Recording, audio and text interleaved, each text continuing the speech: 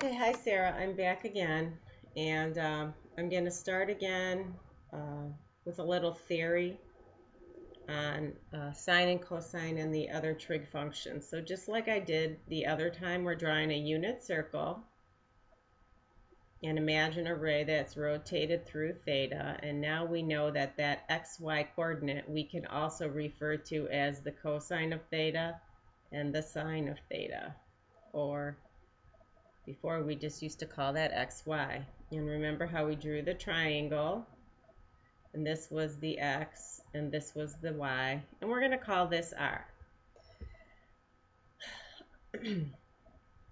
So we know this is the cosine and this is the sine.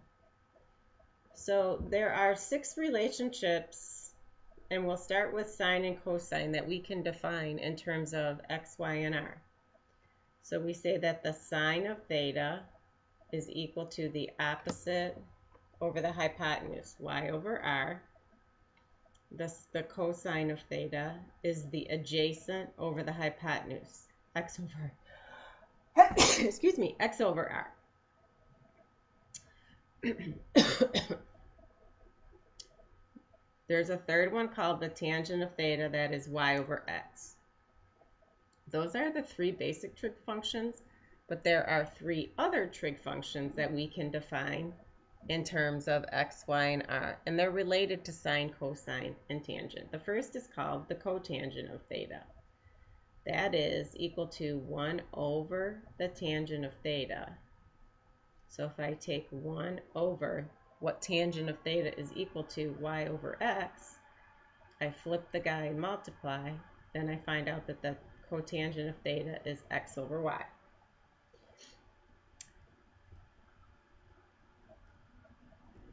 There's another function called the cosecant of theta, and that is the reciprocal of sine. So that's 1 over the sine of theta. So that is 1 over y over r, or r over y.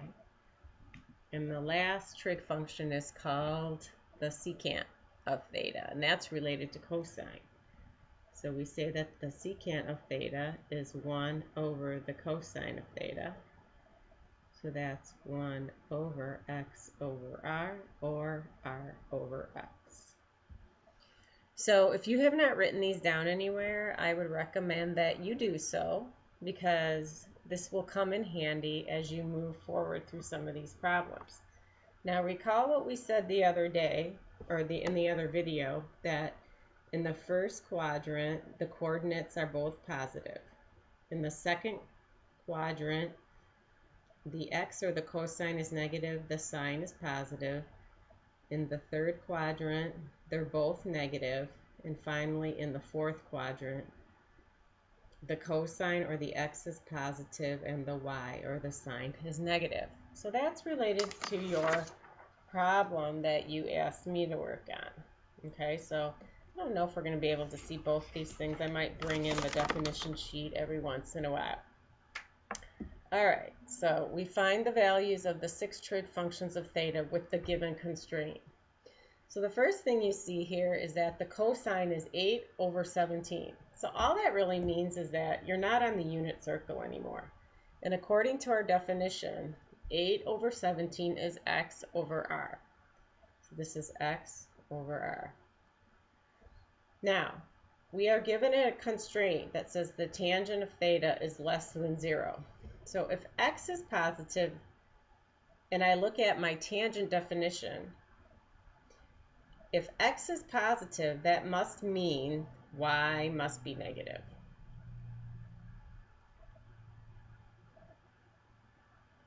Because that's the only way with y over x.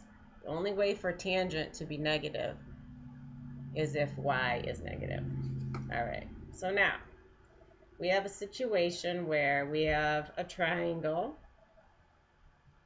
and we know that the r is 17, and I know that the x is 8. So what we don't know is y. But we know the Pythagorean identity is going to work for us. So that's x squared plus y squared equals r squared. I have 8 squared plus y squared equals 17 squared. And let me get my calculator out because I'm not really good with these squares. I know that 8 squared is 64 plus y squared. Oh, you can't see. Sorry, my bad. I'm going to move my camera. There we go. Equals 17 squared is 289. So y squared equals 225, and so that means y is 15, and you can check that just to make sure. Now we can go back to our calculations. So now I know what all the x and the y's and the r's are. So I'm going to go ahead and let's see. I'm going to try to get this all in the view. All right, so we have now determined that, well, we said y is 15. It was really plus or minus 15, and we know that we said that y has to be negative. So we know what all the numbers are now. So we have the cosine of theta is x over r is 8 over 17. The sine of theta is y over r. So that's negative 15 over 17. The tangent of theta is y over x. That's negative 15 over 8. And now we have to do all the reciprocal functions. So I can say the secant of theta is 1 over the cosine of theta, which is, we have already calculated cosine of theta, so I could call that 1 over 8 over 17, or 17 over 8. And if you want to go ahead and shortcut that, you can, but I won't in these calculations. The cosecant of theta is 1 over the sine of theta. We've already calculated sine, so that's 1 over negative 15 over 17. So if I flip the guy, that's negative 17 over 15. And then finally, the cotangent of theta is 1 over the tangent of theta. So that's 1 over negative 15 over 8, or negative 8 over 15.